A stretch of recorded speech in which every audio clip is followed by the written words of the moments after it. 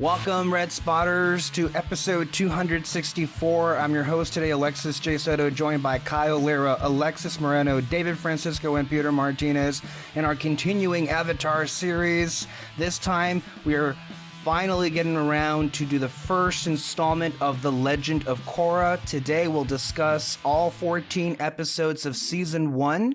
Unlike the other installments, we're not going to go on an episode-by-episode cases. We'll give our initial reactions to perhaps the first episodes, and some of us were brand new, shall we say, members of the cult of Korra, it seems like.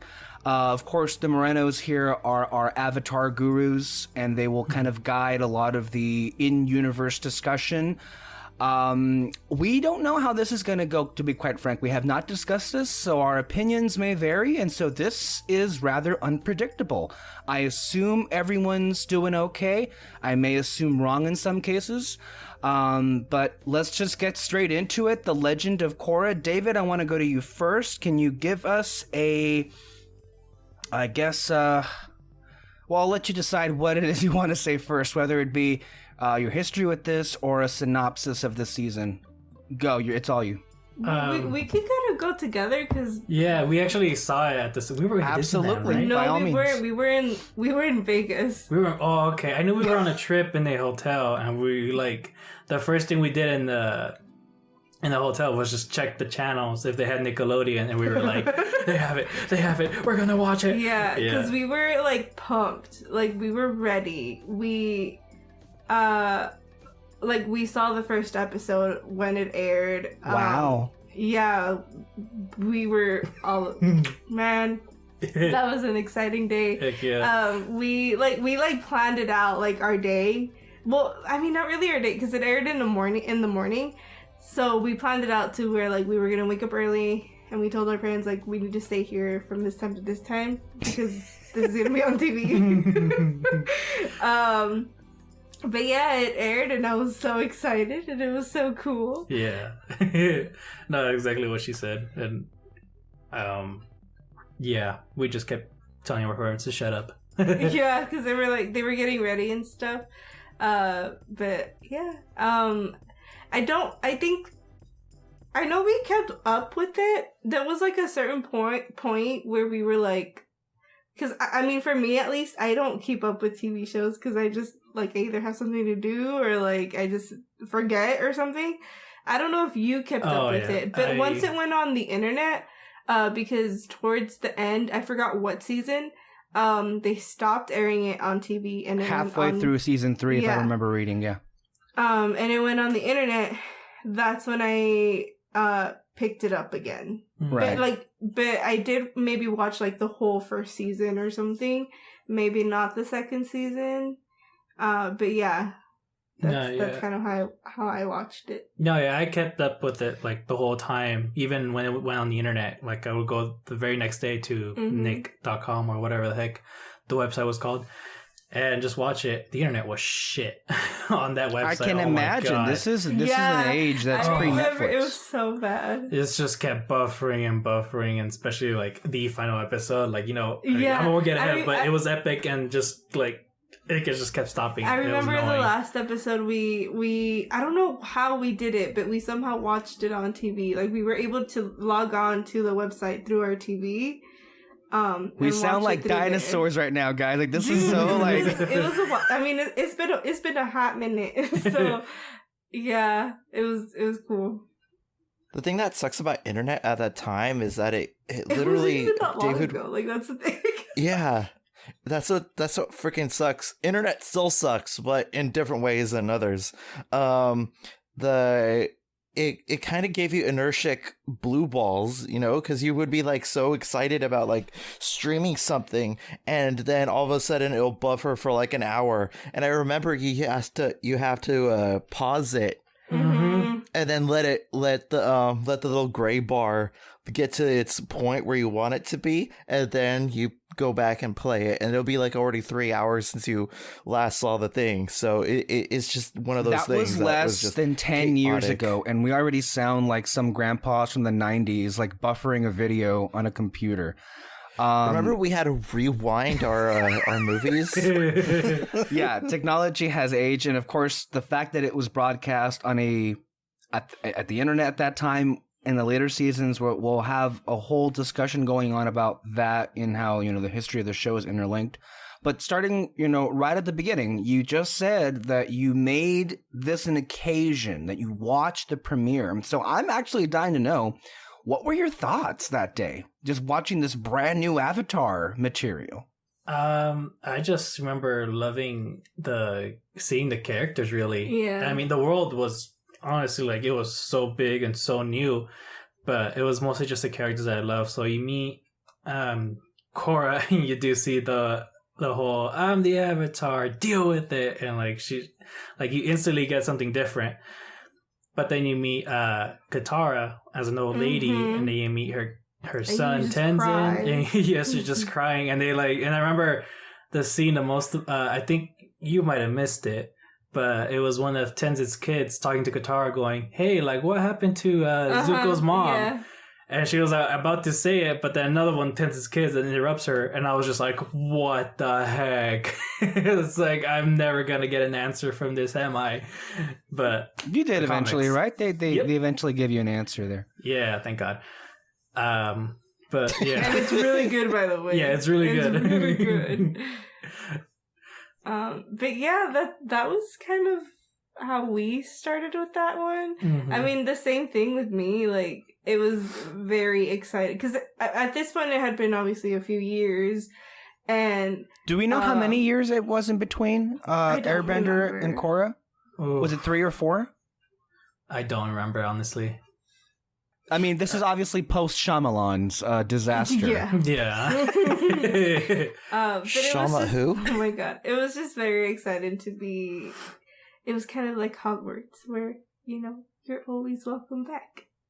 And it was just kind of the same. With this is an interesting perspective, right? I mean, you two are unique in that you actually did watch this from the very, inception of it on television. Mm-hmm. So the rest of us now are going to have to tell you what we experienced it, obviously as much older people now, and then in a different age.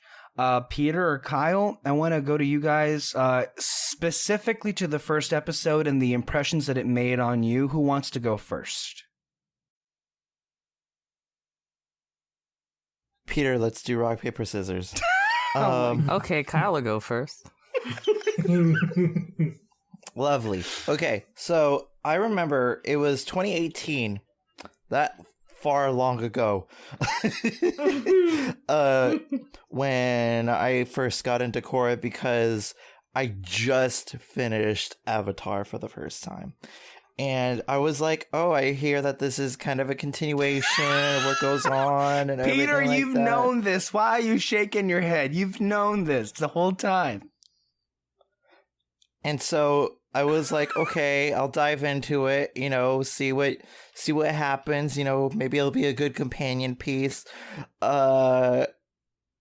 Utterly bored. Didn't pick it up until years later. All right. And so when you did pick it up again, how did you feel?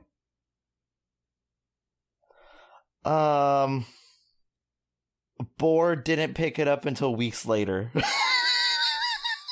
Okay. Okay. The thing is that okay, I'm gonna set the ground running. It's hard to like this series when you don't give a shit about half the characters that are on screen. I don't give a shit about you. Well, it's okay. They're animated cells, so bite me. Okay. But yeah. But as far as this initial episode, the world and what was set up, was there anything that you liked that you latched onto initially? David mentioned it before. I really liked this, the spunkiness, I guess, of Korra when she said, "I am the Avatar," deal with it. And I was like, okay, all right, maybe, this is gonna rock my socks off. Let's go.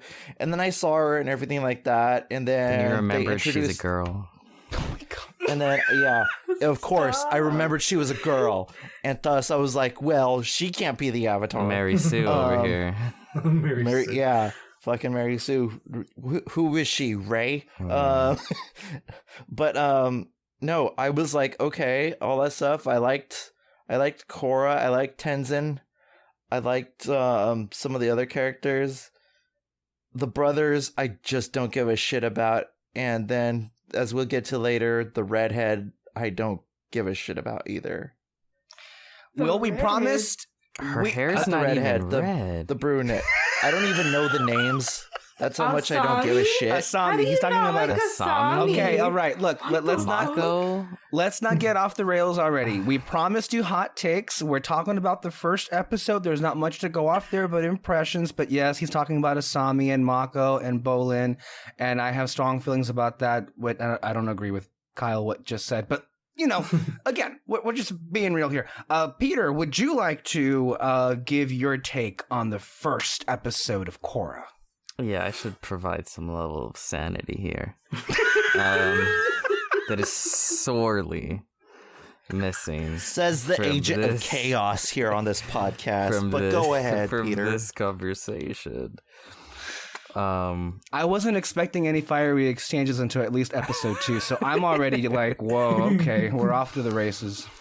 Well, oh man, I don't know if I should say what I want to say at this episode or like the last episode of season 1. I don't know, because a lot of the way I feel about this show is just the way it's different. All right, so let me make it easier. Right now, Yeah. let's just talk about what Episode you walked 1? away with the first episode. What did Okay. it make you feel Okay. like?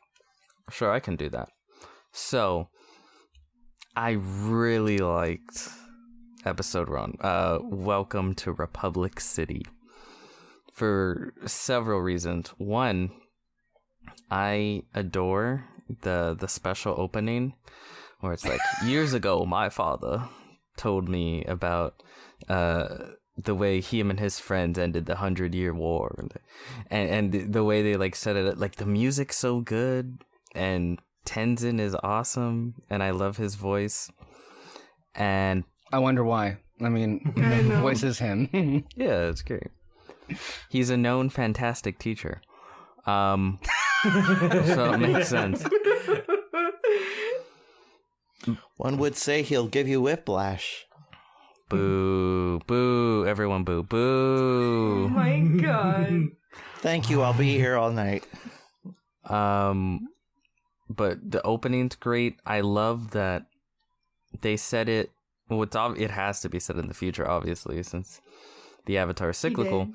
But the way that they move forward technology-wise is great, and the way they try to build up the world, Republic City, and the way they introduce it in the first episode is really fun and interesting. Just the idea of Republic City, you know, how Aang and what's his name, Fire Lord, Zuko, you know, tried to fix the world after the 100-Year War, in sort of this legacy of Republic City. Very interesting. Yeah, Korra herself, I think, leaves a very good first impression. And she's obviously very different from Aang, because she's the Avatar since she was a child, and she's been training since she was a child. And you see all of that in the first like what minute? Like, Basically. yeah. So and again, God, I'm gonna do it. Of all days, I'm gonna do it. Oh boy, we already had one, but here we go. The Last Jedi. The comparisons in Let's see. We are 14 minutes in. Only 14 minutes. That's all it took. did Okay, it. that must be a new I record. did it.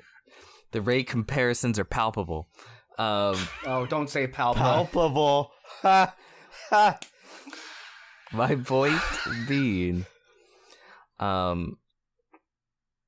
it's not really that they're that similar. It's just more of the way in which the original protagonist is the new protagonist has basically become the polar opposite of the previous protagonist. Whereas, and like, this is something you realize, again, within like the first 5 minutes maybe. Whereas Aang, you know, he was very young, he was a child, he didn't want that responsibility, but he's very easygoing and, you know, happy-go-lucky and da-da-da-da-da. Korra is very much the opposite, in which she's older, and her whole life is wanting that responsibility. Her first words are, "I'm the Avatar, you gotta deal with it." You know, whereas Aang ran away at the idea of being the Avatar and got frozen for 100 years. And, you know, she did obviously leave a very sheltered life where everyone's like, you are the Avatar. Everything's basically done for her, because there's that scene in Republic City where she's like, money? Like, people just give me shit. Like, what do you mean money? So that's very interesting. And of course, she's very aggressive in ways that Aang never was.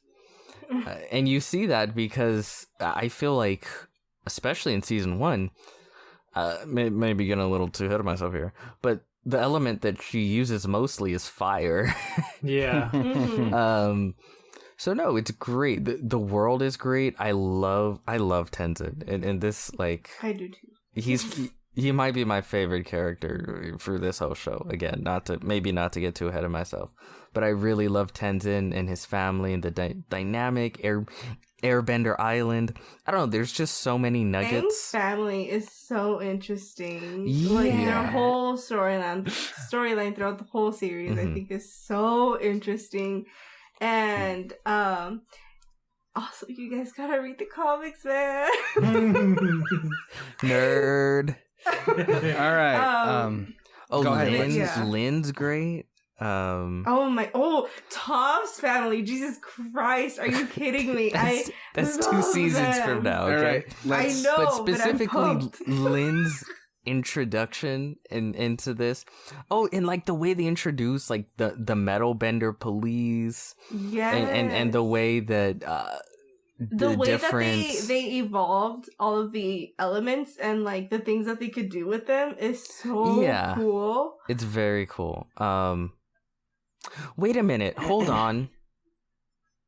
I thought you said, why are we only allowed to talk about the first episode? I thought we were going to talk about the whole season. We're only giving initial impressions of the series first, and then we'll go off into the season. Yeah. So well, then I don't need to hold what I talk about to the first episode. Why don't you say anything, you big dumb bitch? Well, Alexis. Okay, well, since you already brought it up, let's just go into Republic's... No, Alexis needs to say his I feel like everyone always forgets me. Wait, you shut the fuck up, because now I need to go back and do everything else. I gotta do this again, because I was holding everything to the first episode. Everybody was up until you did nothing wrong, Peter. I thought we were gonna do it for the first season. We were saying repeatedly this entire episode we are gonna be reviewing season 1, but for the first few minutes we wanted to get a taste of what everyone's initial impression of the show was like, which is why we wanted to emphasize this first episode right now. This was said like 1,000 times, right? All right, I'm lost, so I'm gonna let you take over because I don't know what. Go ahead. All right, I had an interesting, I think, setup to this. Again, I only just seen this a few weeks ago. And I was kind of nervous because all of you guys were giving off different signals. Yeah. The Morenos were very positive. Kyle was whatever. I was positive. I was just kind of like... You've said how many times you love this show, and you shared a whole bunch of clips. I loved it, but I repeatedly told you I understand people's complaints. Okay. All right. But needless to say, the buzz was very positive. Kyle was a little bit more, I feel, conflicted from the readings I got from him, and so was Peter's, although his frustrations, from what I gather, were from other seasons, not necessarily the first batch of episodes here. So it was just weird. I didn't know what to expect. And I was pretty much on board I was just laughing so hard when, a little Korra came out and said, I'm the Avatar, get fucking used to it. I added the fucking in there. With fire bending, earth bending, and water bending. And it just felt like a beautiful fuck you to all those white supremacist, alt-right people who we keep having that to... was kind of like my, this is why I was excited for you guys to watch it, because I feel like it's so relatable right now. And I mean, I feel like with both shows, you could say that they're both relatable, like super relatable to like everyday life. But I feel like this one, for specifically the moment that we're living in, it's like, it's kind of like super on the nose, and it's like it was wild, like rewatching everything while we're going through this, and it's like, oh, especially like at the peak of it, like with like Black Lives Matter and everything, like I watched it at the peak of that, so it was like it was weird. I have several notes that address everything you're saying, but again, I didn't understand what we were doing, so Anyway, immediately I was kind of blown away by the quality of the animation. Look, Avatar: The Last Airbender is perhaps one of the most perfect things ever made. But what you can definitely give Korra is how the animation has evolved, and it just look spectacularly. And the world also kind of takes your breath away, because you're so accustomed to kind of what you would, I think of, Dark Ages, kind of time with, Avatar, very primitive technology, and then all of a sudden the world kind of having this industrial explosion revolution. You kind of see, how it is in their world very much mirrors, I guess, what you would think early 20th century here in our reality. And needless to say, it all looked amazing, and immediately I was just so intrigued and kind of brought into this world of, okay, it's not just a continuation of what we've already had. We're getting some new material here. We're exploring some new storylines. And off the bat, I was just so intrigued because at this point, all of us are so beyond frustrated with continuations of certain properties that just repeat the same patterns, Star Wars, throughout the end of time. And so you could tell immediately that there was the same kind of thought into just about all of the detail and the plot line and the characters as there was with Airbender. And you can definitely look, DiMartino and Konietzko, they do a lot of stuff in this show, which we'll get into. But for this episode, it definitely piqued my interest. And yeah, to pretty much echo all of the things that Peter was saying about Korra and Tenzin, I think we're going to be Tenzin in many ways, maybe the Iroh of this show, and a lot of us may feel that way. It seems like from what I'm getting, but it was a very positive impression, at least from that first episode. So that's where it was. I didn't necessarily feel that it dragged or that it was low energy. I don't know. But there are definitely, we need to be, forefront with this, right? This is a very controversial series. And I will say, admittedly, we're talking about this series. It just had its debut on Netflix, and I was so disheartened to see that it already dropped off the top 10. Whereas Airbender, it is popular. It is much more popular than Korra. But I don't know. We'll have a lot of, I think, strong feelings at the end of the day. But okay, can I jump in here? Yeah. Go ahead. I told you bitches I had opinions, and I'm gonna say them. Really? Yes. That's really, very uncharacteristic of you, Peter. Is it? I think so as well. I think because you're talking about how different this show is, and obviously it's not been as well received. It's been pretty mixed by people in comparison to the original, which I think no matter how good or bad it was, that was going to happen because it's really hard to follow up a show like The Last Airbender. But one of the key things I noticed over the course of watching this entire show, and I wasn't really sure when to bring this up, but I think it's important to bring it up here at the beginning, is the fact that this is an unbelievably different show than The Last Airbender. Yeah. And one of the key ways in which it's different is that 2 ways. First of all, it's not an adventure show, it's an action show. There is no adventure. The Last Airbender was this sprawling adventure, these young kids, through Star Wars. Whatever. Yeah, this is not that. There is no adventure necessarily to be had. It's all plot and action. Which again, it kind of technically switched genres a bit. It's like making a Legend of the Zelda fighting game. If that makes really sense. switched everything, not just like the genre, but also just kind of what they wanted to represent in the world. So like, before you just went from like China or some kind of Korean type of place, and then now you're in New York City, basically, Basically, yeah. But that's my second part, is that what's so interesting is what they wanted to address with what I noticed the first season, but really the whole series, which is if the Last Airbender was sort of like this older world, sort of mature adventure fantasy. This is the fall. If The Last Airbender was all about ending the 100 Years' War and entering this new era, The Legend of Korra is basically all about dealing with the problems that happen afterwards, which is dealing with the issues of modern society. Like that's literally if how do I put this? If The Last Airbender was all about, tearing down the old world and creating the new one, then this show is all about how do you deal with those issues in this new industrialized world. All these new problems that wouldn't exist, and which are of that, yeah, all political. Right.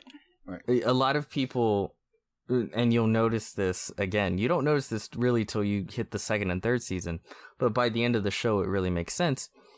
Each villain very much represents not only their particular bending or non-bending attributes, but the political extreme associated with that specific bending attributes.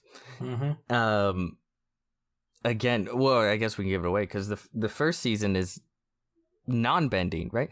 But they never have a fire bending obviously what's it called, enemy, really, main villain, because you already got that with The Last Airbender. And this one's addressed the other ones, and the first one is non-bending, and it very much addresses inequality and sort of, and it also just like makes sense. I mean, I feel like it could have been cool because like, it makes sense that there wasn't a big fire-bending villain, because I feel like at this point in their in the Firebender story, they're very much like feel guilty for all the damage that they caused. It's basically Germany right now. Yeah, they always feel guilty, and they always are the first to like remove themselves from any like international conflict, because like, well, we kind of started 2 world wars, so we don't want to get involved in this. Yeah, we've done our time and we've done our damage and all that stuff, and I don't think the Fire Nation would like to. It's very interesting that it like worked out that way too.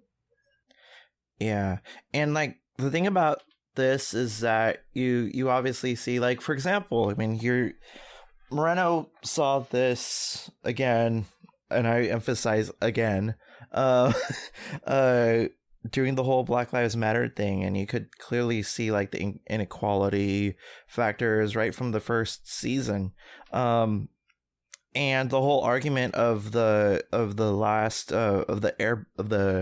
benders, you could tell that it's like, an allegory for like the 1% and everything like that, and like we are left to our own devices, and you could see the extremes that they would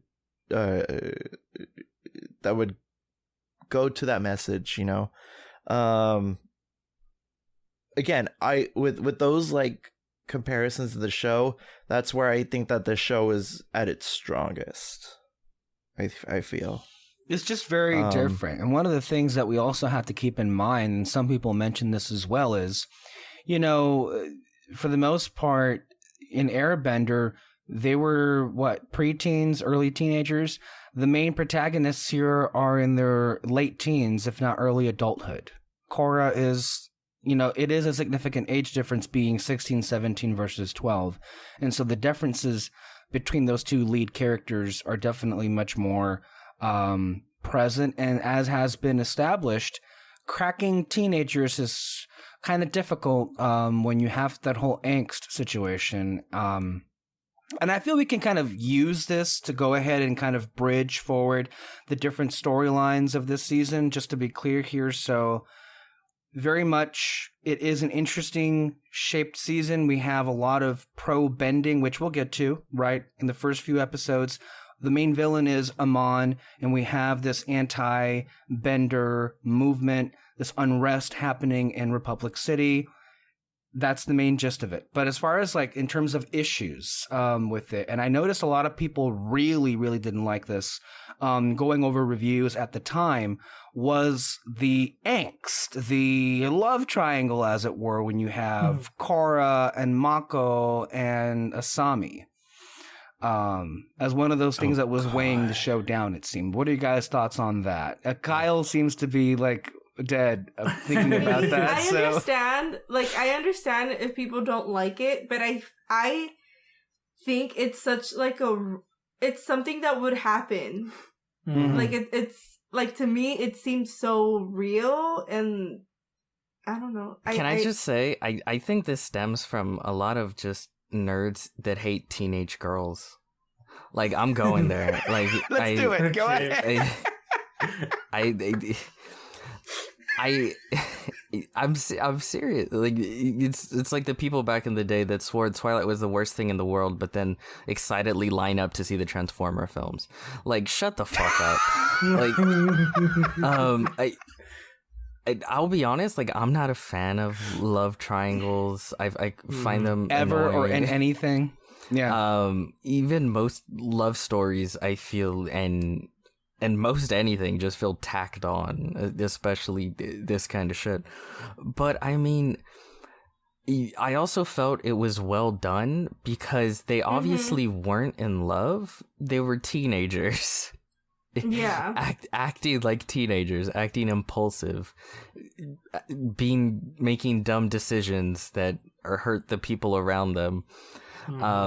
So because of that, I kind of bought into it more and enjoyed it more. It wasn't just like, oh, they truly are in love. It was like, no, you know, because guess what? You know, especially because the main character is a 17-year-old girl. It's like 17-year-old boys and girls, you know, they get in relationships that don't last forever, and it's a lot of it's really dumb and bullshit and impulsive. Yeah. But I think it's all about the growth, and I think especially by the time you get to the 4th season and you just see how much growth there is. I enjoy it. I think I have so much more of an issue with the relationship stuff in season 2, because it's just when I'm just like, this is pointless. But here I think it's more cute. It's more enduring, sort of. But yeah, that's just my sense. Let me go ahead and co-sign that. I wish I could say, you know, everything that you said, because I was more positive. Here's the thing. To make a love triangle work, you have to like the characters on all 3 sides of that triangle, and I just don't. I only care about one character in particular, and it sucks. It sucks, and I try to like give these characters Mako and whatever his Mako. That will not be the last time. Do not pull a Shyamalan on this. Okay, put respect on his name. This won't be the last time he messes it up, guys. I don't know what you expect. and whatever that other guy's name is. I just don't give. Bolin? Wait. That's not even the love triangle, though. No, it's not. It's Asami. It's with Asami. Yeah. But here, wait, no, Bolin's kind of in it. I'm stemming off to where to a bigger issue right here. I just don't give a shit about Team Avatar. Okay, Kyle, let me backtrack here, and then you can go because all right, because I wanted to say something real quick. I'm not as positive on the love triangle with these first 2 seasons. It didn't bother me. I will say it didn't grip me as it seemed to do Alexis. It seems as what she said. To me, it was perhaps one of the least interesting aspects of season 1. And I don't think I became annoyed by it until season 2. But we can talk about that in episode 2. For what it was here, I think it was perfectly fine in this kind of a show. So I had no issue with it. However, what you're saying is if you don't care about these characters, that's a more understandable issue. Mm-hmm. Yeah. I don't. Real quick, I guess my thing is, because they're teenagers, I do think they lean into the teenager storytelling. And, like in a high school movie where your lead is like the new sort of nerdy guy in town, and he's trying to win the love of like the cool girl, the hot girl, but she already has a boyfriend who's like the jock on the team. And, the jock isn't really that well developed, and the girl herself isn't really that well developed. She's more of an object of affection. The only one that's really that developed is the main character. It's basically that, except all the genders are reversed. Mako is the hot chick. Korra's, the new guy in town that's after him. And, Asami is the quarterback who's currently with the hot chick, Mako. Okay, but where does that leave Bolin? Because I think he was trying to get some of that action, but then he just got left behind somewhere along the line. Have you seen Pretty in Pink? He's Ducky. He's Ducky. Oh my... Okay, yeah. They lead into the high school shit. And I think, and again, it's played out, obviously, but I think so much of everything else in the show works for me, and also because the gender roles are reversed, it's a little bit more interesting than it would have been for me Saturday. And I mean, like you said, you were saying some of the characters aren't well developed. And I agree with that with Mako. But what I liked about all 3 characters, though, is that they did have an important role in the story, not just like they were just there. Yeah, and so, let like, me be clear. Real quick, we should be clear about that and just reading a lot of the reviews at the time, Kyle is definitely the majority opinion of that time, in where a lot of these antics and a lot of these characters were heavily panned for being underdeveloped. Asami and Mako were very much not liked as characters which at is that time. so It interesting happened to me out of because nowhere. I think that Asami is such an interesting character, and like what she goes through. But from this season? From this nuts. season? Yeah, it is interesting. This is my thing. Bruh, she literally like has to like turn in her dad. They do like... stuff with that, yes, but I think sometimes my issue with Asami is that I feel the show forgets about her sometimes. At least that's the impression I get. Well, this is my thing. If you're talking about well-developed characters in comparison to The Last Airbender, in which you had 3 seasons of 22 episodes that fully were one story that fully developed it because it's this adventure series, they're not nearly as developed. But if you're talking about one season, 12 episodes, action series, they're pretty well developed. Again, it depends on the lens through which you see it. But also, though, like it's really different because the 3 characters in The Last Airbender, what they were trying to be, or they were trying to develop, is to be their best selves as a warrior. Katara wanted to be the best waterbender. Sokka wanted to be a great leader, and Aang had to become the Avatar. And with these characters, though, they all had very different goals from the original team. Asami, I mean, really, they weren't looking for like a purpose or something. Yeah. Whereas the ones in the they're first fucking one teenagers. Yeah. You know what? Like That's actually for me one of the positives. I think as far as what differentiates this show and Airbender is that, and I think it definitely helped in the villain department and having much more, I think, gripping and interesting villains and storylines there. I think all 4 villains of this show. Sorry, real quick. This is what I was gonna say in the beginning. I completely forgot. I compared it. This is an action show, and it is. But I think an even better comparison is it's like a superhero show. As far as in the way Amazon has this result. Holy shit! Shut the fuck up. Jeff Bezos crashing our podcast. Oh God, I know. Hi, Jeff. Where's the? Oh, I didn't want. Oh, never mind. I won't make the joke. I don't want the FBI on me. But it's most specifically like a Batman or a Spider-Man, in which you have the main character, you have the friends around them, or like the people around them that kind of bounce off of the main character, but so much of the show is just on that main character, and then you have the villain that really takes up a lot of the runtime and most of what's interesting about it, really. Like with most Batman and Spider-Man films, like I think you can, if you really view it through that lens and sort of remove it, because also remove it from what the Last Airbender was, especially, again, you want to talk about that first episode, they're so advanced as a society now, like the Avatar is giving, briefing reports to the city and stuff like that. Again, like they're sort of a superhero. Real quick, and then Kyle, sort of that clash with that. Yeah. But yeah, that's why I think if you view it differently, it makes more sense. Kyle, you wanted to say something about the villains? The villains, I find probably the best aspect of the show. Particularly with the first season, with Amon. Am I pronouncing that correctly, everyone? It's Amon. Okay. Amon what?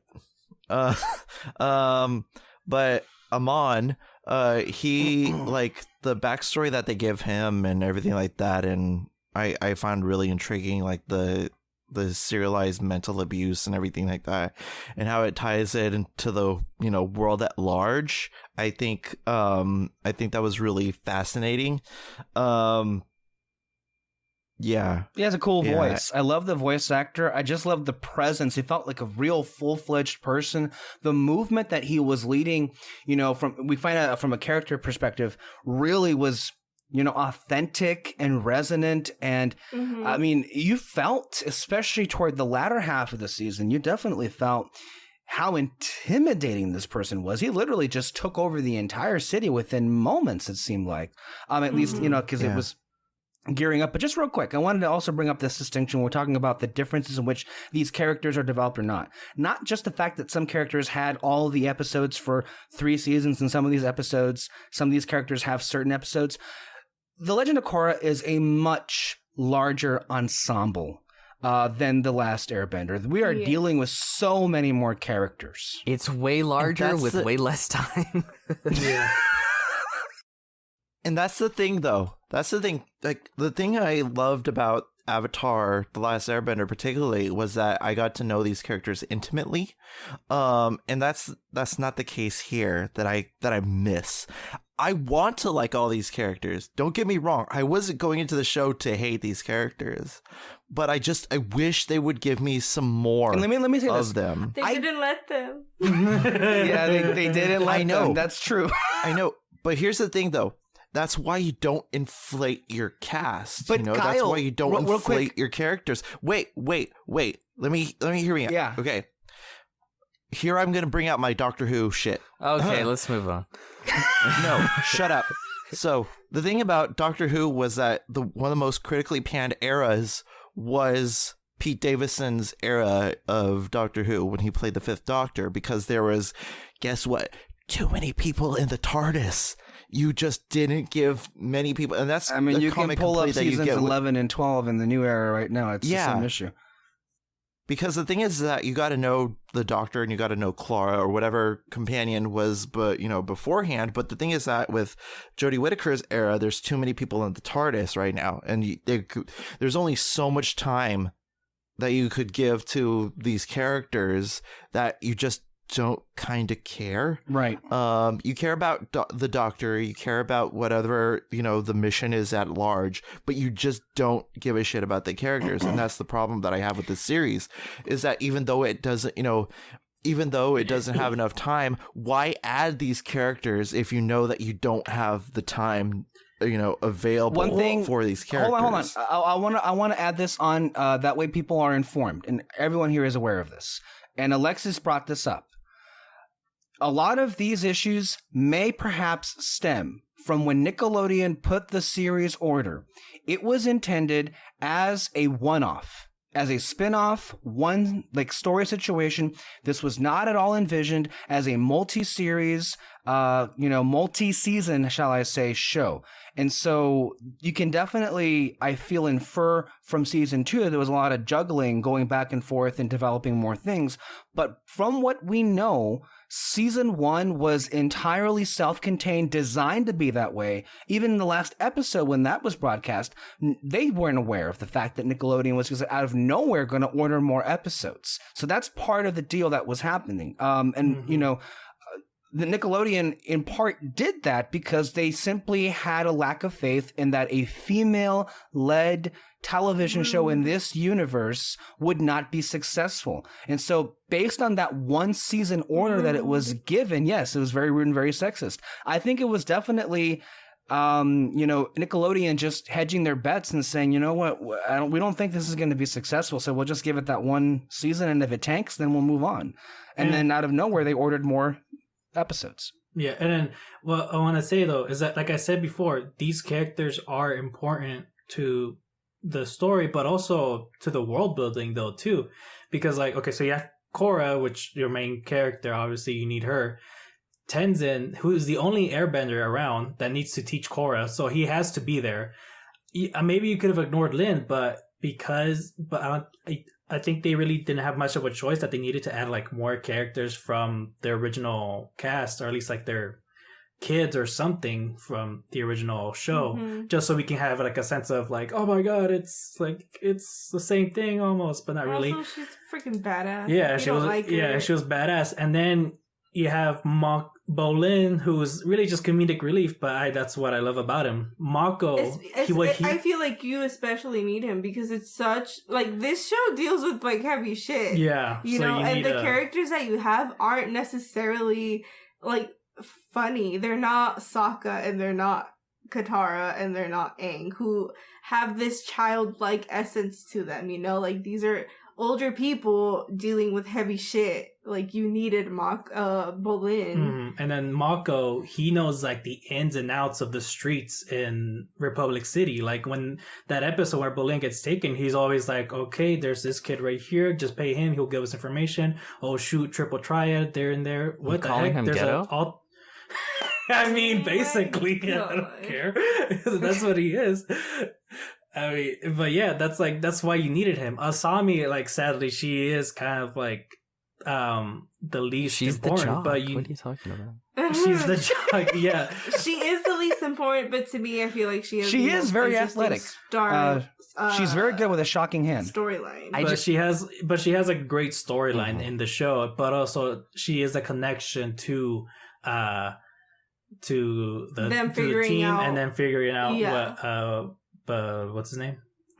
Amon's up to and all that. But again, she also did have a really interesting story, because not only did she have to figure out that her dad's a villain, but also the guy she's dating is in love with someone else. And what I loved about that was that, when you get that episode where Korra gets taken and Mako is just going batshit crazy trying to look for her, they don't do the stereotypical shit of her having to bring up stuff in the wrong moment. It's no, when they're looking for her, she stays silent, she focuses on the job. Then once she's safe, once they have dinner, then she brings up, hey, what was up with that? And then again, they go on a mission. She's a good person. Yes, so she is a good character. Just again, just not that well developed, I guess. Maybe they could have done more with more episodes, but they got screwed over. Kyle, a lot of the issues that you feel, I felt them too upon rewatching the show and getting it at the end of the first season. I'm man, if they do if they had done this with Republic City, or like this beat was awesome, but they needed to build it up with like 4 more episodes leading up to it and this and that. But by the time I got to the later seasons, I realized like, oh,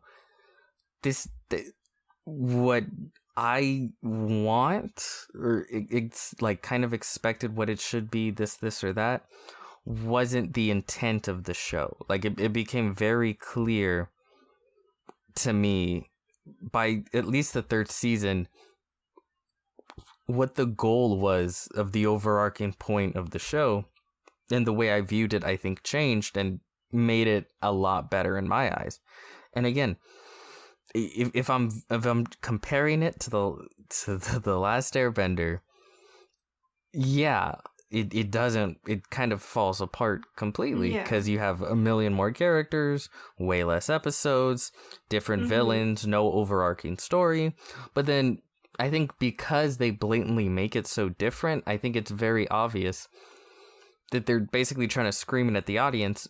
This is a very different show with very different goals. I mean, the first scene, I feel maybe did that. You get used to it. To pinpoint, the point is that I feel like it was vastly unfair that this took place after Avatar. Because you have that ginormous legacy. I mean, it's like making a follow up to The Wire. How do you follow that up? Have you watched The Wire? Yes, but I not have. Breaking Bad. No. Because they made a follow-up to Breaking Bad. Really? Well, it's a I didn't prequel, know though. that. Oh my god. Anyways. No. El Camino. And you've said it yourself that that's useless. What? Oh, shit. Did I say that? I don't remember the things I said. We have the tapes. I remember enjoying it. Yeah, you said you enjoyed it, but you were Okay, also like, you this is completely conveniently useless. conveniently left that out. I was there on that show. Conveniently leave out the fact that I enjoyed I was it. there on that show, and you said, I think both of those things that David said were true. But I also said I enjoyed it quite a bit. You enjoyed something you deemed useless. Yes, that's right. Yeah. Well, yeah, like all of you. Okay, in that case, you're fired. Anyways. But yeah, I mean, it was completely unfair. I mean, again, it sucks because this followed up from Avatar: The Last Airbender. I mean, how do you follow that up? It's like you're opening up it's like you're Led Zeppelin opening up for Buck Cherry. It just can't be done because like how do you follow up from Yes. Buck Cherry is a band. But Jerry. In case you didn't know. Buck B-U-C Cherry. Buck Cherry. Yeah. I'm gonna look this up. I don't believe you. All right, fine. But then, okay, so it was kind of jarring going into the. I guess that goes back to the first, reception of this series. It was very jarring. Like, even though that there were familiar faces, it just felt jarring. I don't know if maybe it's just at the time that I watched this show, which was just a few weeks ago, but I appreciated the differences. I appreciated the fact that it was jarring. I'm just so tired of franchises doing the exact same shtick and shit over and over again. And all of what you're saying, Kyle, look, I don't agree, but it's perfectly understandable where you're coming from, because a lot of people feel that way too. That's what I meant when I kept telling you guys. Like, I understand people's complaints. Like, I get them. But I also, like, appreciate Korra for what I guess for me, I made a cognizant decision to, you know what? That's why I kind of took a break in between having finished Airbender, and I think I waited a month before I started to, or a month and a half before I started watching Korra, because I didn't want to bring that baggage into this show. I made an effort to kind of divorce it, yes, because I don't think it's all that fair to it. And in fact, a lot of the criticisms from anyone may stem from the fact that it's in the same universe. I understand that and I get that. but I just wanted to make sure that I didn't, because like when I recently rewatched Last Airbender, it reminded me how much I love these characters. And if I were to have immediately jumped into Korra, like you did, I would imagine I would have a different reaction, at least at the very beginning. That being said, though, I think there is agreement across the board in the sense that, talking about this first season, there are noticeable And deficiencies. Also, to be fair, I've yet to complete season 4. Oh. I've yet to complete season 4, so I don't know how this whole entire thing shapes up. But right now, my initial reaction, especially with the first season, is that. No, I mean, and a lot of people's were. I would imagine a lot of fans just didn't know what to make of it. But you know what? I don't know. I think across the board, at least for me, all of the issues, included, I thought it was overall a success. At least it landed with me. And I'll say, look, I get what you're saying about Mako and Asami. They were relatively, I wouldn't say I didn't care about them, but they were there, I guess, for me. Though I will say, I don't know how you didn't like Bolin. I think he's kind of one of like favorite characters on the show. He's kind of hilarious, like every step of the way. Like I love that guy. Like he's great. I don't know if it's because some of these episodes I watched after a long shift. Oh God. Oh God. Bringing your But baggage I just into didn't. this. But I just didn't find any of his banter funny. Not even Pabu? Pabu? You didn't like Pabu? What? He's okay. Papa's cute. I'll give him that. But like, I loved Lin Beifong. My God, yes. Oh my Okay, God. can we go into like other characters that are not them, please? Well, Tenzin. I love Lin. Tenzin and his family, and Yes. like, Jeez. Oh yeah. I thought they were all The great, little- and there's like 6 of them. His son is like Aang, but on crack. What's his I love- What's his name? Oh my God. Yeah. What is his name? What is his name? The youngest son of Tenzin. I feel like. How do I? Jinora? Hold on. Janara. Hold on. I'm on it. Jinora. I'm on Fuck. That's his Just name? saw it. Fuck. No. Milo. Milo. Milo. Yeah. You all What's disappoint Milo? me. It's Jinora, Milo, and The third one. That's they all look the same. That's why I'm like. And the only reason I know Jinora is because of what happens later on. But Miki. like they're all like I just Iki? kind of see them as Tenzin's kids. Like I don't. Isn't Uh, it Iki or Iki. Yeah, yeah. Yes. Yes. Is it? Yeah. I thought that was Yes. an animal name. And then I love Aang's family in general, all of them. But they're not in this season, so it's fine. I love the saucy Boomy's in the end, so that's kind of fun. I love the saucy Oh. history between Beifong and Tenzin. Yes, Yeah. it's so funny. I When like when his she's wife like, too. You dated. Oh yeah, when she's like, "What are you guys talking about?" Or like, "Why are you guys out here?"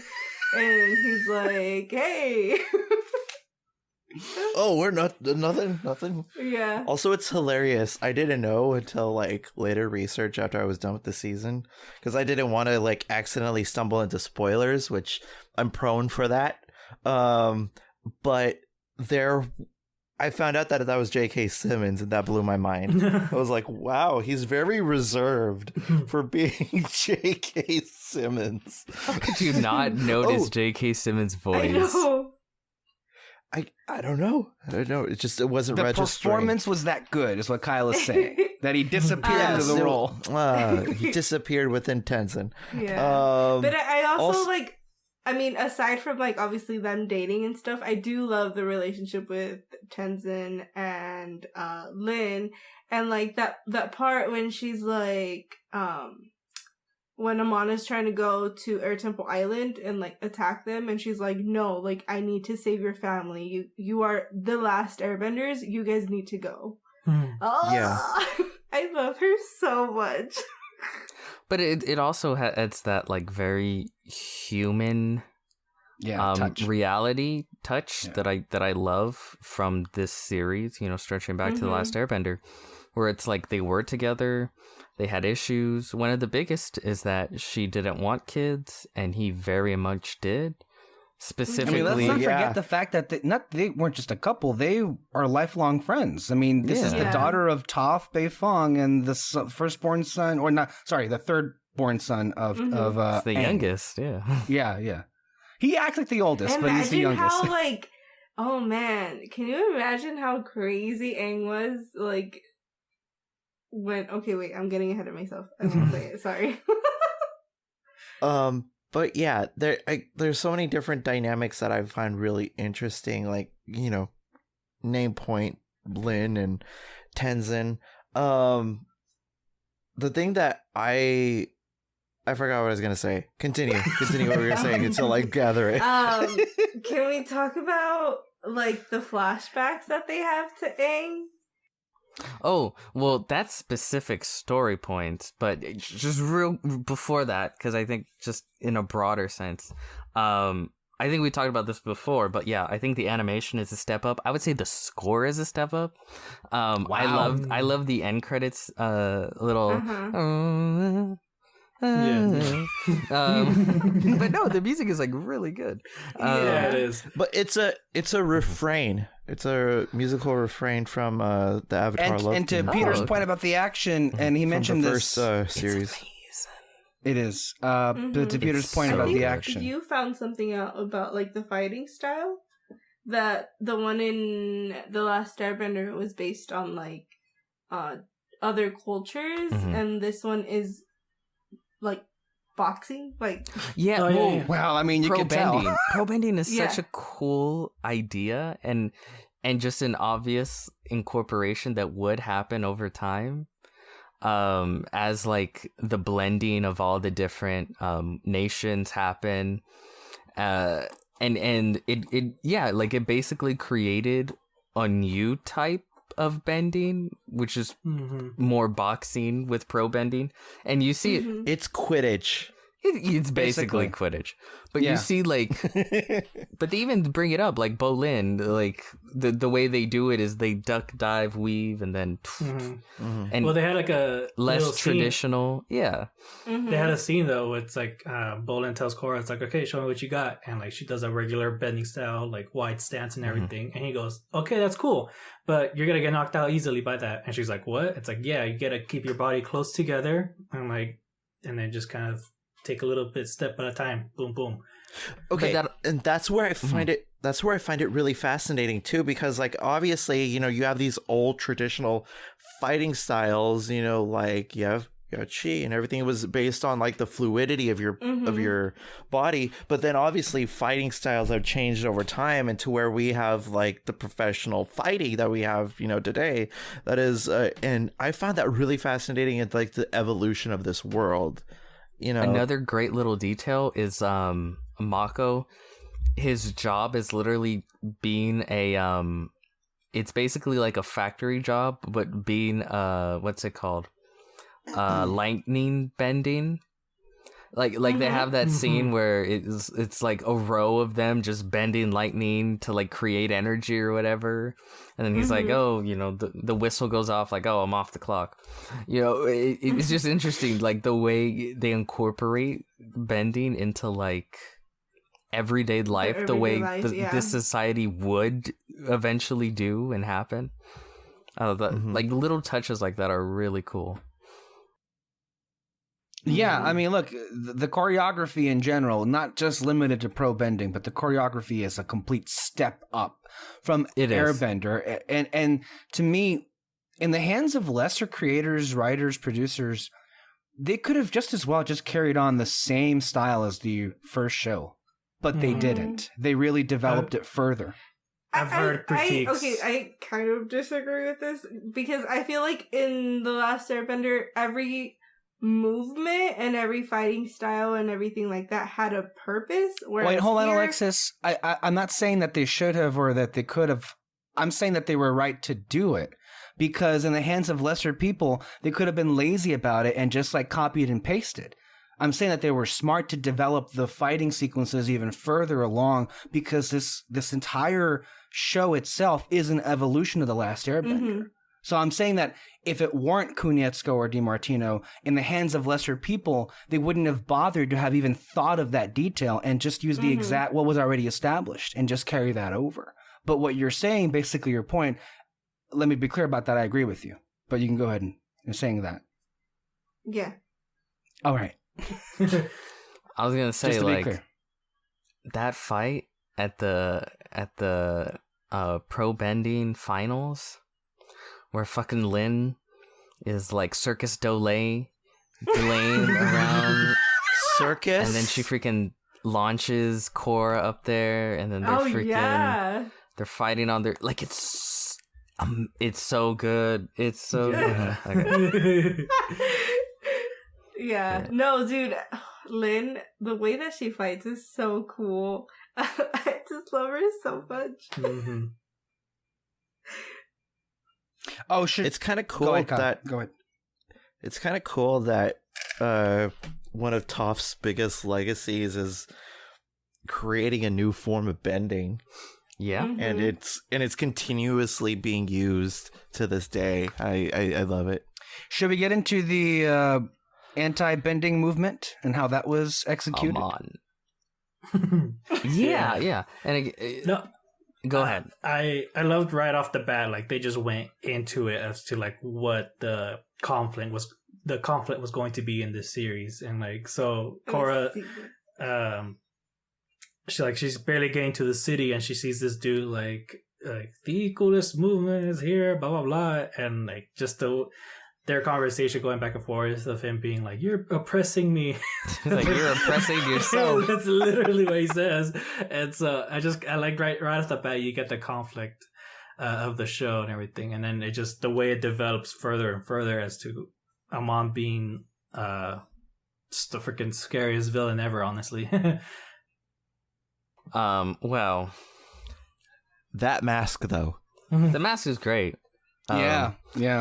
But like I said, like I felt like each season sort of touched on, all 4 seasons touch on an aspect not only related to the villain and where they align as far as bending goes, but issues that arise once I think societies reach a certain point and they become more what do you call it, a more industrialized world.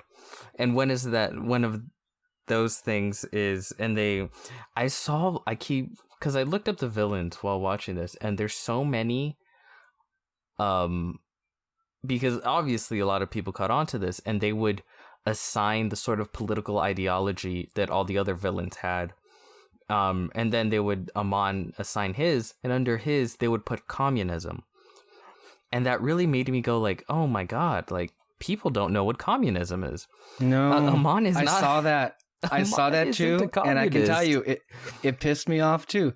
And let me just, for our listeners, if you know me, Alexis Soto, you know how much I hate the fact that people conflate socialism and communism. Don't know what the fuck either one stands for, especially with the whole Bernie Sanders shit. And fuck off, everybody. But literally, that does upset me because here we have Amon, who, at first I was annoyed because oh God, we're gonna do this, but I was actually kind of won over because the movement was an authentic movement and it was speaking to truths about inequalities in society. And you see how either at the end of this or the beginning of the other season, how they basically had reform the Republic City because of it.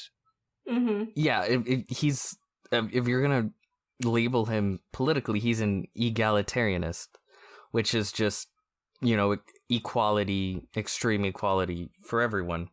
And again, it's one of those things where you're now creating a society where everyone lives so close together, everything's starting to become connected, and those tensions start to rise because of that, and one of those being, benders and non-benders. And there are certain key scenes throughout the season where it's like, oh, like, yes, this is interesting. Like that time where they're trying to round up the terrorists, the Amon's equalist terrorists. So all these non-benders past curfew, what's his name? Oh my God. Tarlock's just like round them up. And you that's know, happening in America right now. That's happening in America right now. The police come in, and I loved one of the lines as they're rounding them up. Like one of the people in the crowd, the non-benders, like they look to Korra and they say like, "Hey, you're our avatar too. Like you're here to provide and you're here to provide the balance for us as well." Yeah. And it's little moments like that where it's like you're speaking to real issues that are kind of universal, right? Right? And they make the villain that much more interesting and the conflict that much more interesting. This at a time where our own political leaders are literally opening fire on peaceful protesters, labeling them the enemy to kind of rifle their cause. I mean, it's unbelievable, the timing of this, right? It's just now like that moment, as well as many others, are very resonant, but that's kind of what's happening in that situation. Do you guys remember? Shoot. I remember it's a story I read back in maybe the 7th grade, 6th grade. It was Harrison Bergeron. Do you guys? I think that's the name of the story. Do you guys remember this? And I think it's basically because all the villains in this series are political ideologies to their, basically to their most extreme and negative aspects of them. And when it comes to egalitarianism, it's all about equality.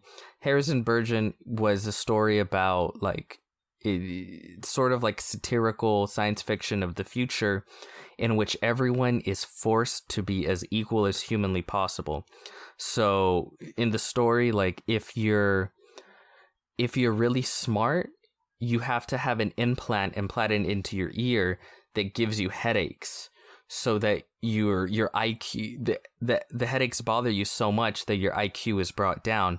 And if you're too beautiful, you have to wear a mask. You got to wear a mask. Yeah, to hide your beauty. And if you're too strong, you have to have weights attached to you so that, you weren't so strong and stuff like that. And it's obviously a satire of, equality to the nth degree. And that's basically Amon. And, he wants people so equal that he's going to take away, their bending and sort of that sort of force. It's basically the equivalent of putting weights on people that are too strong, or putting a mask over people's face that are too beautiful and shit like that. So yeah, that was as I was watching the season, it reminded me of that story, and that's why I wrote it down and just throw it in there. That's cool. No. And another example, you just brought up about people misunderstanding communism. It's another example of how people who are fans of this Avatar universe from both of these shows have even though the show does a good job of explaining certain things, they don't have a very good idea of what the politics are trying to tell you. A lot of people in nerd culture have like such far right and backwards views of things. And it's so crazy to me because we see that in the hatred of Korra, the character. Yeah, and I mean, but like you don't just see it here. You see it in movies. You see it in Star Wars. You see it in like anime and shit. Like you see it. Oh, especially Star Wars. Like you see it everywhere, and it's like, fuck. Like how do you adore these things and just never take in what the stories are about? Like when this whole Black Lives Matter thing started, the creators, I can't remember which one, you shared it, Moreno, put out a post, and it's like like, if you have an issue with this, or if you feel like I'm inserting politics into places that I shouldn't, like, you never understood what The Last Airbender was to begin with.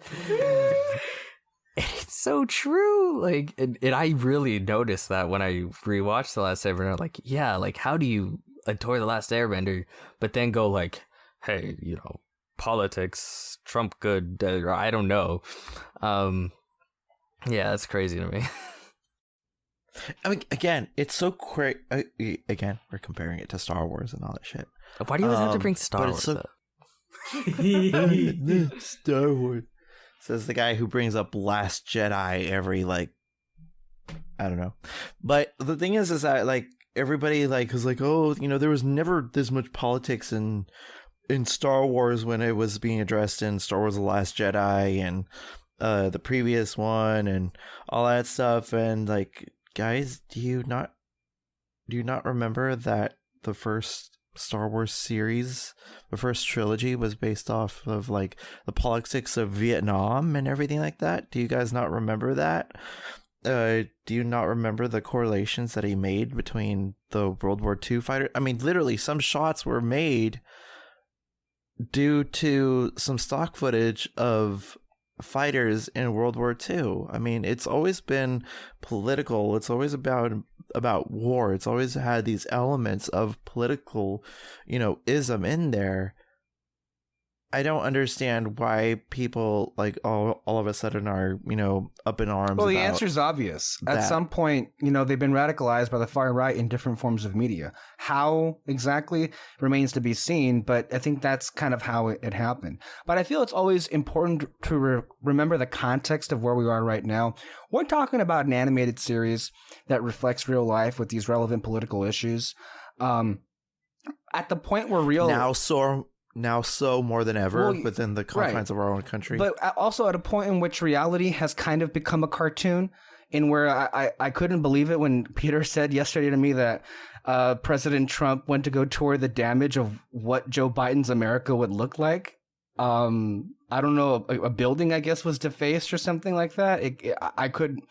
I thought that was a parody or something, but he literally went to, I think, Kenosha, and he was touring the damage of what you would think would be a hurricane, but it was, I guess, an example of what would happen if Joe Biden became the president. And it's like, that's literally, like, too stupid to be in a show like an animated series that, I mean, Americans look down on. But look at how ridiculous life is. I saw an image of that, and, like, the high heels that he was wearing too was just an icing on the cake. Anyways, back to the show. Bloodbending. Oh yeah, that came back in a huge way in this in this show. Yeah, that was nuts. It was scary. It's really especially scary. like you have to, like, they train for, like, who knows how many years to actually just do it with their mind instead of, like, hand movements and shit. Oh God. Well, there was a flashback. But I like it. that. Yeah, I like the backstory with them too. It's very depressing. Oh, you know what? Before we move on, before we get further into bloodbending, one of the attributes I wanted to bring up that I think was quite impressive, and I think across the board the voice acting is stellar, but the older versions of these legacy characters from Airbender, they have very similar, in most cases, dictions and how they used to talk. I mean, obviously they sound older, but, like, I think they pulled it off, where a lot of the older versions of these characters felt like it was the same character I was looking at, in the form of Sokka, Aang, and Katara, and Toph. Maybe Zuko least of all. But he's, like, Bosco, more older than we saw him originally. But the thing is that, you know, with that being said, like, Sokka, I had to do a double take to see if it was Jack Tessina doing his voice, but it wasn't. But, like, it very much, like, and also the mannerisms, like, Toph still called Aang after all these years Twinkle Toes. Mm-hmm. Aang, who is now, well, oops, spoiler for later on. He's I think that's another dead. moment. Yeah. But yeah, that flashback scene you're talking about, which, the blood bending is revealed. I think, in general, this is the example of how to utilize legacy characters. Very sparingly, but you can use them, and they use, I think, very effectively throughout the show, where they're needed. The first episode, they lay it down, and again, oh my god, this is where I'm definitely bringing up The Last Jedi, because I knew it. It's this. Why do you always got to bring Star Wars into It's not Star Wars. It's The Last Jedi. It's not real Star Wars. It's fake Star Wars. Remember? Haven't you heard it was canceled today? Yeah, it was canceled. But no, like when the whole discussion about when they put The Last Airbender on Netflix and it got big again and people started talking about Korra, and then everyone was just like, oh, it was the same shit. It was the exact same shit as what would happen with the new trilogy, where people were sharing a picture of the gang, but as like young adults, I guess. I don't know, maybe in their 30s or 20s. Yeah. And they're like, this is what we wanted. We got it. That is the point, though, is that people don't want anything new. They just want the same. They it's just want the same. It's a sad commentary that people just can't grow as people. Yeah. And that's why I liked in the first episode where Katara's just like, I'm old now. Most of my friends are gone. We did our job, we had our adventures, it's time for you guys to go and do the same. And even though Katara's like, she's there throughout the series, she's never ever a central character. But Peter. And that's Peter. exactly how you should do it when you, I don't know, like do a follow-up, like it's especially when you have new main characters, like no, like now it's their time and their story, and then from an audience perspective, like, it's more interesting. It's still there with all of their kids, so I don't understand. How people aren't like satisfied with. I don't get it. Like, because people they just want the same thing. They want the same thing, but it's like you got the story. Anything else you get with them, probably. Well, it's the same thing you said about Star Wars, right? Is that people wanted episode 7, 8, and 9 to just be Luke, Han, and Leia again, but old now. Yeah. And it's like, that's not exciting to me. That's so depressing. That you're trying to bring them back 40 years later and just do the same thing. It's just like, oh, that's sad. There's a line later on in the show, and where one season of them 4, is right? like, I'm too old for this. Yeah. I can't do this anymore. It's like, you guys got it, and it's like it's true. I'll just be over here chilling. It's the next generation's problem now. No, I love that moment. I don't want to get into it now, but it is a moment that kind of is uttered from one legacy character talking about another legacy character not getting involved. And what I found so hilarious, it's not just that it's like not their place any longer. They also don't care. They're old. Yeah. They have other concerns. They're on the way out, and they know it. Damn. But yeah, I don't know. I love the parts that we got. I love all of the Aang moments. That moment where she can finally connect to the, what is it called? Past to her avatar state, and Aang comes and like helps her out, and he's like, you called me here. Mm-hmm. And I love it because she's like, Tenzin, don't bother me. And Tenzin is Aang. It's a great moment. Yeah. But you guys forget something very important. No one is ever really gone. Oh my. Well, season 2. Begs to differ. We're not there yet. Yeah, not there yet. I do what I mentioned though. I love it when you see Katara for the first time, and really Shit, sorry.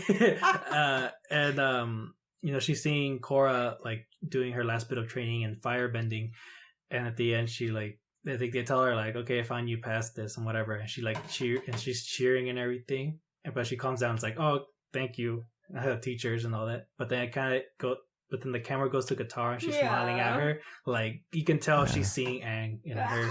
It's awesome. Yeah, like God. the energetic energy There are so and many- youthful. Yeah. Yeah, the thing is, like, and that's where I find like Korra the most interesting character about this is that she does, again, it's like she wants to have like this yearning of the responsibility like you guys mentioned before, but also there's little twinkles of her predecessor in there as well that I find really fascinating as as her character is concerned. There's that great moment when Lin is like, I can't believe that crazy fucking girl is your dad, your sweet dad. Yeah, your sweet father. And then he's just like, I told you guys would probably get along. Like, Yeah. And when Korra was like, did she like not get along with your dad or something? Like, does she have a thing or like a bad vibe with the Avatar? And he's like, no, they got along great. I mean, let's be real. Considering how things played out, Aang was probably much more of a parent than other people. yeah, he probably was. I don't know about that. I'm not throwing shade. I'm just saying that you get the impression at this point from Lin, she loved Aang. Let's just put that there. Yeah. I don't want to throw shade at bad parenting here. I'm not throwing any accusations. I'm so excited to talk about that. Yes, about bad parenting.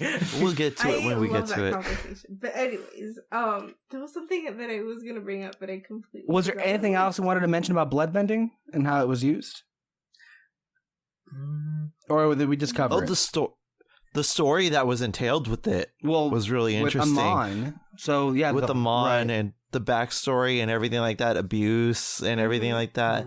And seeing that and then how the way both of their stories ended, like that was the part when I first watched it that really just hit me. That was actually the moment where it hit me like, oh, this is a different show. Yeah, they went from not even having the balls to show us to have us watch Jet die to fucking double murder suicide. Oh my god. Yeah. They joined I Jet. remember, I was watching it with my brother and in a jet. Oh my god. I got it. I need a want counter for you today, okay? You're welcome. But yeah, I mean, it was so crazy. I was watching it with my brother, and both him and I was like, oh shit. It went there. Especially because, I think because the backstory is so well told with them. It's pretty emotional when it does happen. Yeah. And it is a shock, and I hit kind of a gut punch like, oh, okay. That's not what I expected. It literally surprised me. Nick. Nickelodeon.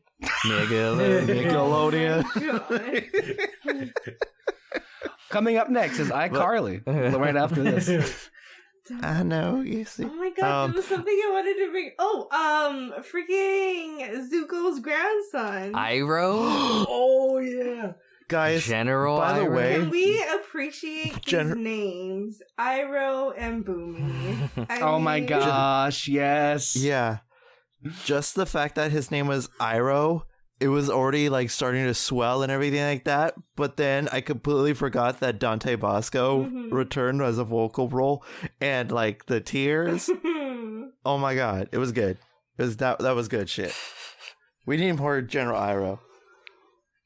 But he did good. He did good this series. You really don't see much of Fire Lord Ozai and his family throughout the whole series. Zuko, sorry. Same shit. Well, it's still his family. Technically speaking. The Ozais. Yeah, it's technically still Ozai's family, yeah. I mean, Keeping up with the Ozais. Oh my god. For real though. But no, yeah, I think that's, and then like the fact, I don't know if they mentioned, yeah, they mentioned in this one, right? The fact that Zuko had a daughter. I love it. No, it wasn't this one. Yeah, it was. No, it was season 4. Well, we see the daughter at the end of the series. She literally We don't gets actually- one line in the entire series. Yeah. I know. Yeah. That's like the one thing that I wish we would have seen. Like, Well, more we of can her. get that into season 4, as you guys Mhm. kept telling me in all those Avatar episodes. We don't want to No, spoil but we don't it. get her. We like- don't. What do you mean we don't get her? At all. Like, she gets one line. Well, Yeah. yeah. I'm saying in general, I wish we would have seen more of that. And I agree with and you. then, Think- and like, yeah, again, like the fact that Aang named his first kid Boomy. I love that crazy bitch. I mean, the original one, and then also this one. And they have a similar personality, as we'll Well, come to you know. are introduced to him at the very end of the season. That's right. And That's it's so great. He's like, now I gotta entertain my brother. And then all the He's kids like, are happy, "Wow." like, Uncle Boomy. Yeah. And the only thing we get from him is,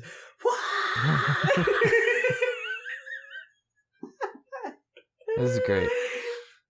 oh my god. See, that's the So, thing. I wonder how that yes. conversation went with Aang and Katara. I They're know.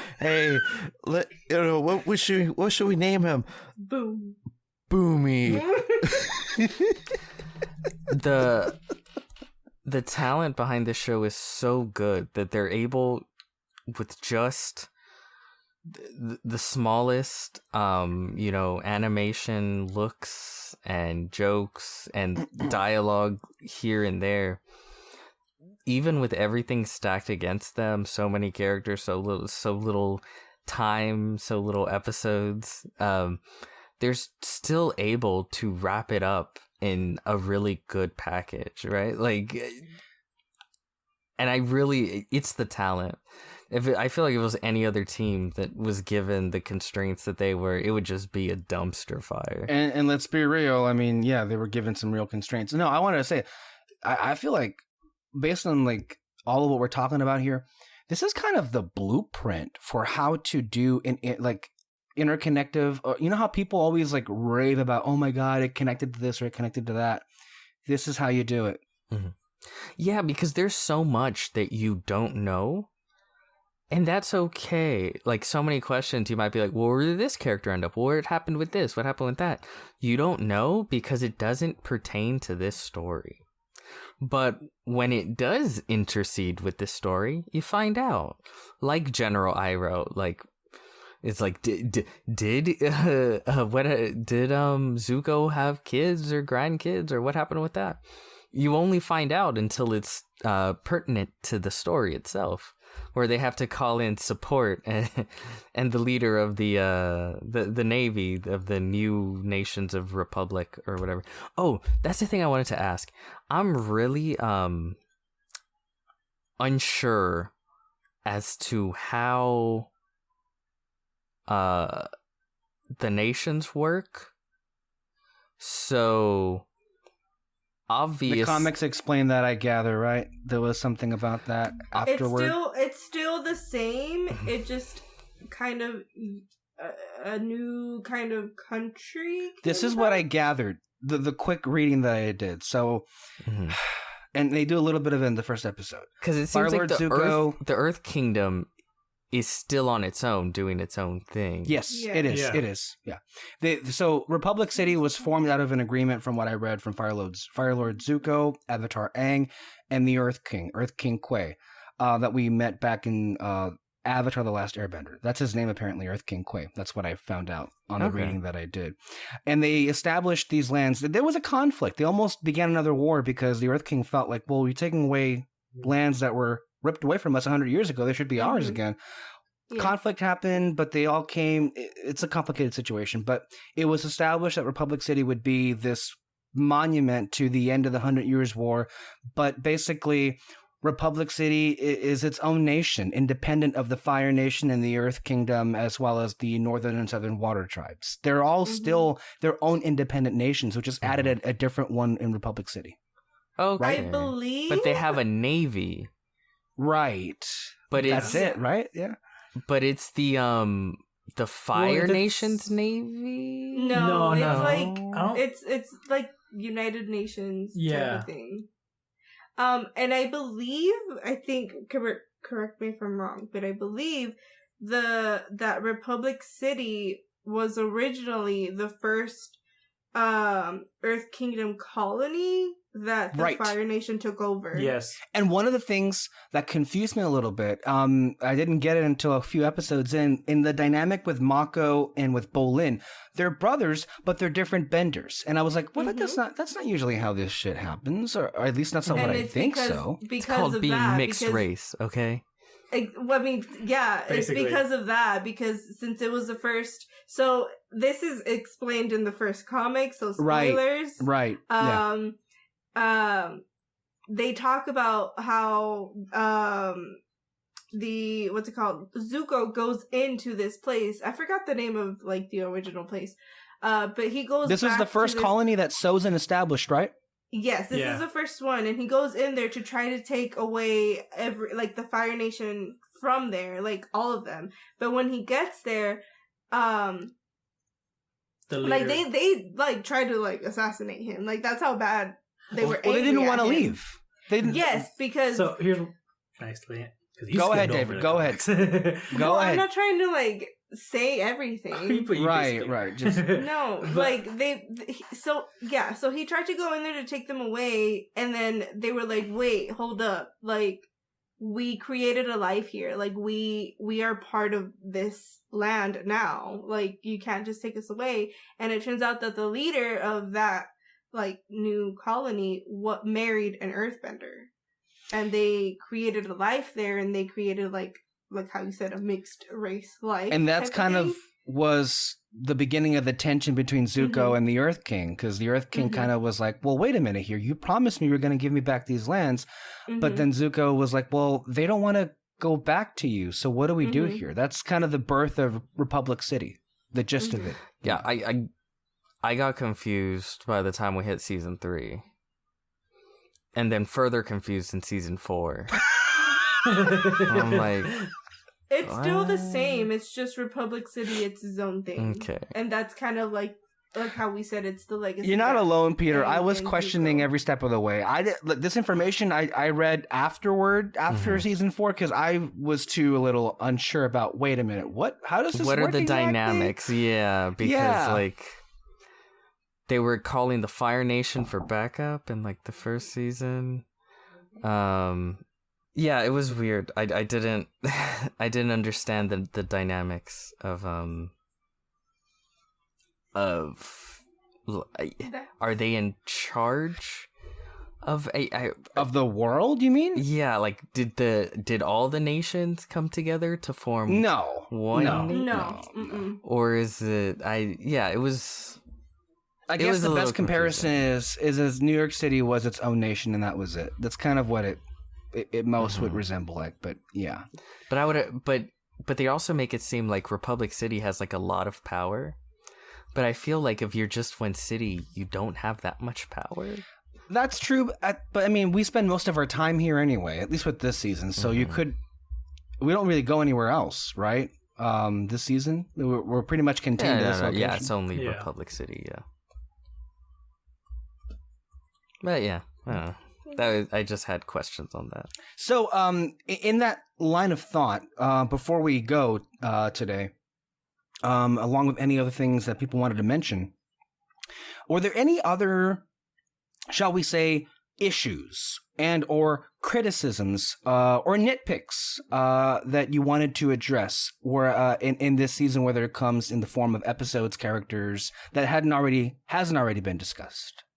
This question goes to all of I you. do something that I did enjoy, the style of animation, the way that they kind of do this one has a lot more like anime features in this one. That's true. Like the facial expressions that they do and Yeah. stuff like that. Yes. So that's so that was interesting. Like it's more leaning to the influences that they had previously. Mhm. Like when they take away the bending and they do like the eyes with like the super super tiny pupils. And that's very super anime. Everything with Bolin is super anime. At least I felt that way. Yeah. Mm-hmm. Peter, any other nitpicks, concerns, issues you've had with overall season 1? Your favorite actor was the leader of the what's it called? The main rival team in Pro Bending. That was an issue you had? No, I'm just throwing it out there. Oh, okay. Favorite actor? Yeah, Rami Malek. Oh, I did not know that. Yeah. Interesting. What? How do you not know who that is? I'm not good with names. Freaking the guy Bohemian from- Rhapsody. Yeah. Oh, that's cool. Yeah. Oh, this is an issue that they somewhat fix in future seasons, but I feel the first season they didn't really address it. Is that they bring up a lot of these interesting issues that are going on societally for Republic City, with Amon and benders, non-benders, and that conflict. The ineffective council, which was so aggravating to see play out. Yeah, but I feel like they don't address those issues, right? Like Amon... They don't tackle them head on. Yeah, but I feel like in later seasons, even beyond the villain being defeated, they still attempt to address those issues that obviously still exist, even though the villain is gone. Whereas with this, not to get into season 2 or 3 or 4 too much, but it's you literally had a massive underground movement of people that fucking hated benders and took over the city. Yeah. And then it's that animosity is just gone now because Amon's gone. Mm-hmm. I feel like there should have been something at the end of the season in which Racism is solved. yeah, it's that kind of thing. I mean, this is the least of their problems of what happens in the next few seasons. I mean, let's be real. And they do a better job of addressing it. Yeah, I just think it kind of ties into also... I don't really have an issue with it, but I know a lot of people do have an issue with it. With Korra, how Korra lost her bending. Oh, that. I read this too. They were pissed that she just got her powers back just like that. You know what? And how do you guys feel about that? That's interesting. Because this kind of continues on throughout the seasons where something happens to her and then she comes back, which to me, I don't see it as a problem. But I can see why people might see it as a problem, and people really don't like that about this show. I think it's very obvious why it happened. They wanted all the loose ends tied up by the end of it because they didn't think they were getting a second season, and then after they were... Because it wasn't... That wasn't on the table, guys! There was no reason to expect any more seasons. They were told one season, one story, finish it off. Well, what actually happened was they initially wrote it... They were writing it for multiple seasons, but then they told them, never mind, just one season. So they scaled everything back and shoved it all into this one season, and then afterwards they were like, "Oh, the season did well. We're gonna greenlight you for more seasons." And they're like, "Well, what the fuck?" Yeah. It was that it must have been a bitch to work on this show. Oh my gosh. Although to me though, it did make sense how she got her bending back because so she Magic. sees Aang and he's like. Well, she sees Aang and he says, I was like, "Oh, how am I seeing you?" And he goes, "When you hit our lowest point, we're open to the greatest change." And something that happens in The Last Airbender all the time is that whenever Aang sees Roku, but just kind of automatically, it always is on this lowest point. So the first time we see him go into the Avatar state, he finds out that his people got wiped out. Yeah, and that is a low point for him. He just loses control. And then another time, though, Roku shows up randomly is in the beginning of season 3 when Aang realizes that everyone in the world thinks he's dead again. He failed bossing Say and all that. So that is another like low point in his life. Every other time you see him though, he's like there's some sort of magical thing going on around him, so it connects him to the spirit world. From what I read, with this particular criticism, I don't think that was the issue. Although I will say, from a narrative standpoint, I think it tracks. Considering the production difficulties, it also makes sense. I feel maybe perhaps, at least the sentiment that I got from certain reviews that I read, was the missed opportunities in having future episodes with an avatar that is entirely powerless. Yeah. Mm-hmm. But then again, some of it's addressed later in the show, and we will get to it, I feel. People didn't have an issue with Aang magically being able to enter the Avatar state because a rock hit him in the back. You shouldn't have an issue with this. Yeah, it's true though. It was just what the story needed, and I was like, okay.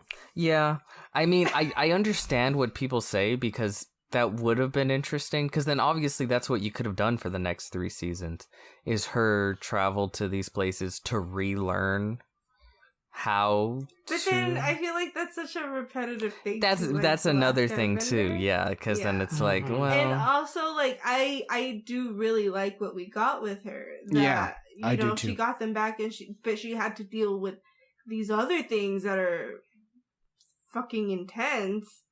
And such, like, huge trauma each season. I mean, again, we're not there yet, but I really love seasons 3 and 4. Not 2? We will talk about 2. 2. Yeah. Kyle, I have thoughts as well. You, any other issues for season 1, or anything else you wanted to comment about season 1 that you had? What? Okay. Moreno brought up a thing about, it being repetitive if she did, if she's trying to relearn everything like that. Yes and no. Because the thing is that she was already well into her, like, avatar training and everything like that. She already, she's fully embraced the avatar, and just recently Aang, fully embraced being the avatar and everything like that. I mean, he froze himself just because he didn't want to deal with that shit, but Korra was already well into it.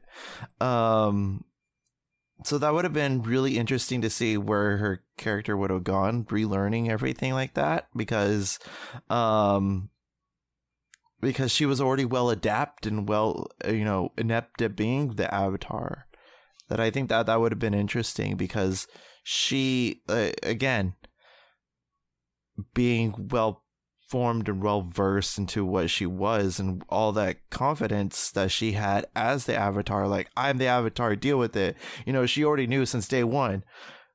But to see that, see the curtain, get the rug, tossed under from your feet would lead to great drama and everything like that to the story. And I don't know, that would have been in an alternate universe. I think we all understand that. I think that in some way, I will reiterate, I think those concerns and what potential that might have happened is addressed toward the finale, the final episodes, the final season of this show.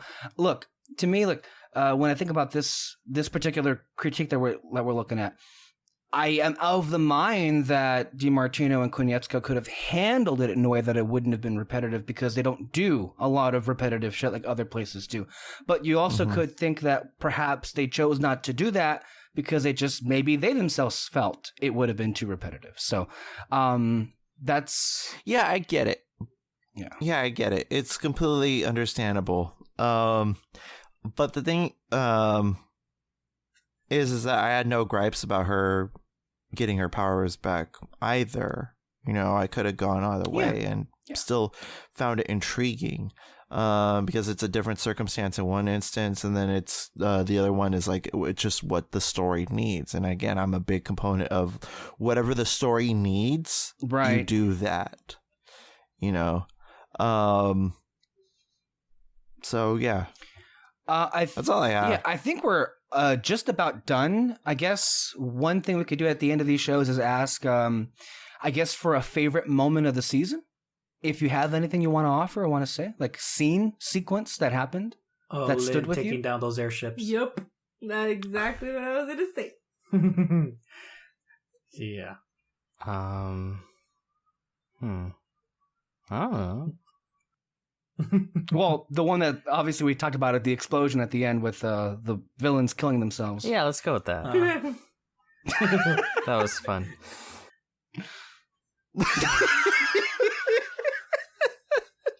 I feel like it has more like favorite moments later on. Yeah. Also, just one more thing. Korra did not master the elements when she was 4 years old. That's one complaint I keep hearing from people, and it's Oh my fucking God. stupid. Oh my God. It took her 13 years to master 3 people. Yeah, it's funny how they try to say like they try to compare her Being to able Aang to and be do like it- Mary Sue, but it's like Aang literally learned 3 elements in a summer, Yeah. and she And also, like, being able to do it is not the same as mastering the elements. yeah, obviously Like, Aang was able to do all of that too. He could didn't create know how to fire, Yeah, but he just yeah. wasn't good at Jeez, Yeah. people are so dumb. I mean, let's be real. If he wasn't in his avatar state in the finale, he wouldn't have been. I mean, he was losing. His ass was losing at the end of during the finale of the last Airbender. Right. But the thing,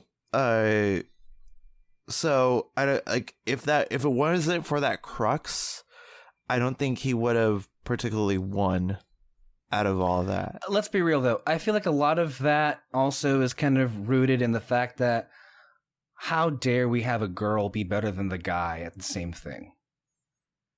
Uh-huh. How dare they do that? Yeah. Yep. Also, like one more thing. I know people were confused as to like why she couldn't airbend, and then how could she airbend later on when they took away her power, and a lot of things. And like I really like noticed it paying attention to the first season. What's up? Fuck. God.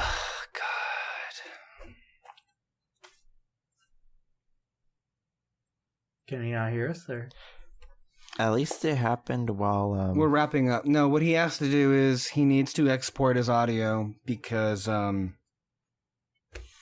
sometimes this happens where inexplicably the microphone stops recording, it just turns off, and then he can't continue recording until he has to export from Audacity. So we're wrapping up here anyway. All right, yeah. Peter, if you want, you can just export and you can just like halo out if you'd like. We don't really. I think we have your final comments, unless you want to come back.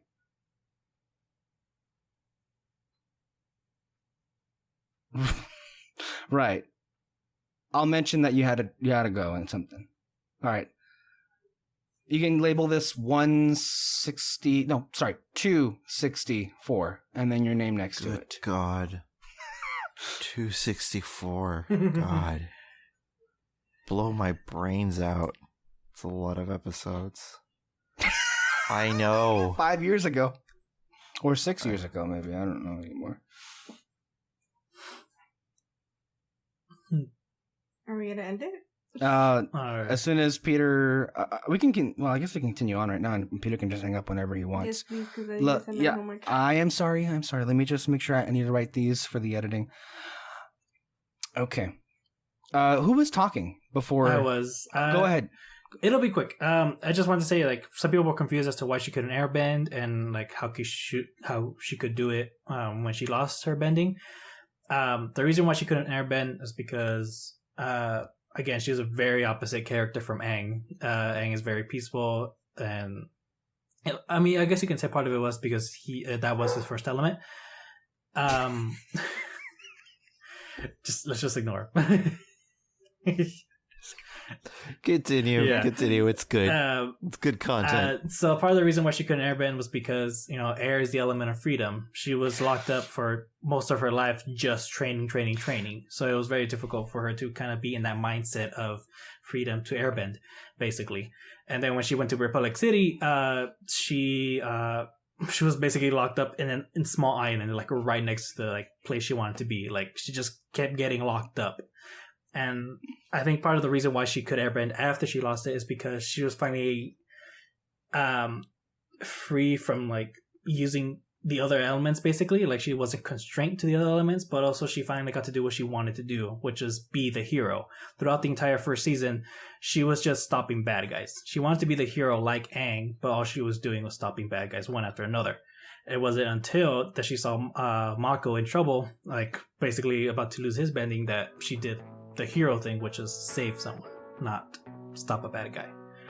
And so that's just what I wanted to say. All right. We want to thank everyone who tuned in and listened to this first installment of the Korra series. We have 3 more episodes to go, 3 more seasons to cover. Thank you to Alexis and David and Peter and Kyle. We have more content here under our big red spotlight every single Sunday, sometimes Thursdays. Fantasy Fair, Friday. Keep it up. More reviews. Mulan month is coming. Thank you all so much, and we'll see you back next week. Bye-bye.